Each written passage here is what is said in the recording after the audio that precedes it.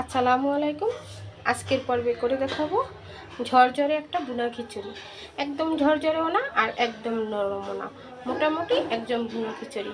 Same recipe follow করে যারা নতুন রাঁধুনি আছে তারাও সেমভাবে রান্না করতে পারবে। আশা করি আজকের রেসিপিটা আপনাদের কাছে ভালো লাগবে।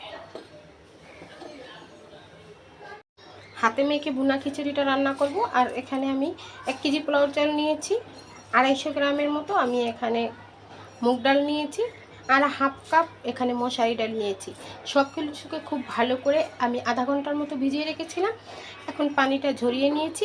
এখন চালগুলো সব কড়াইতে দিয়ে আমি এটাকে হাতে মেখে নেব।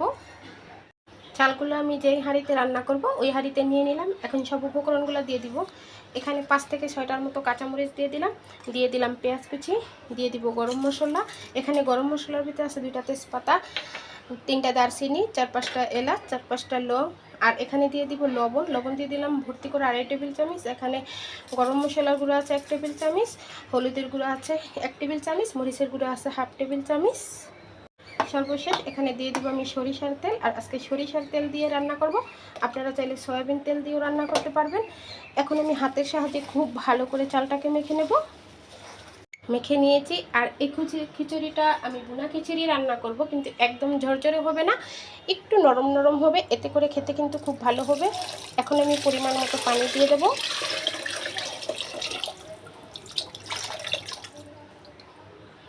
পানিটা দিয়ে এখন আমি ঢাকা দিয়ে ঢেকে দেব। এখানে আমি 1 কেজি চালের জন্য 1.5 কেজি পানি নিয়েছি।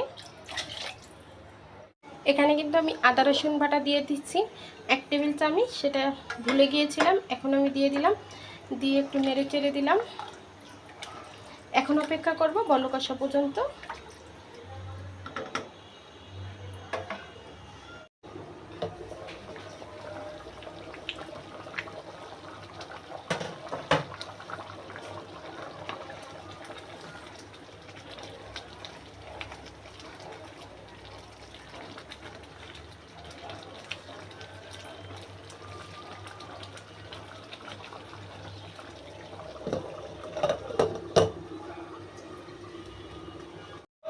খিচুড়িটা দমে পড়ে গেছে আর খিচুড়িটা রান্নাও কমপ্লিট হয়ে গেছে।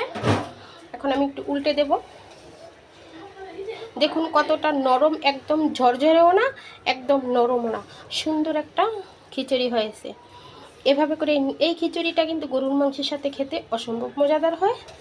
দেখুন এখানে আমি 2 রকমের ডাল দিয়ে বানাচ্ছি, আপনারা 1 রকমের ডাল দিয়েও বানাতে পারবেন। এখন আমি চুলাটা বন্ধ করে দেব আর আপনাদেরকে পরিবেশন করে দেখাবো কেমন হয়েছে আজকের এই খিচুড়িটা। এই যে দেখুন আমার রান্না শেষ হয়ে গেছে আর খিচুড়িটা আমি পরিবেশন করে নিয়েছি। কতটা ঝরঝরে আপনারা একবার দেখলেই বুঝতে পারবেন। একদম বেশি ঝরঝরেও না আর একদম নরমও না, একদম পারফেক্ট একটা খিচুড়ি। আশা করি রেসিপিটা আপনাদের কাছে ভালো লেগেছে। সহজ রেসিপিতে দেখিয়ে দিলাম হাতে মাখা এই খিচুড়িটা। যারা নতুন রাঁধুনি আছে তারাও খুব সহজে এই খিচুড়িটা রান্না করতে পারবে। আজকে এই পর্যন্তই। সবাই ভালো থাকবেন, সুস্থ থাকবেন। আল্লাহ হাফেজ।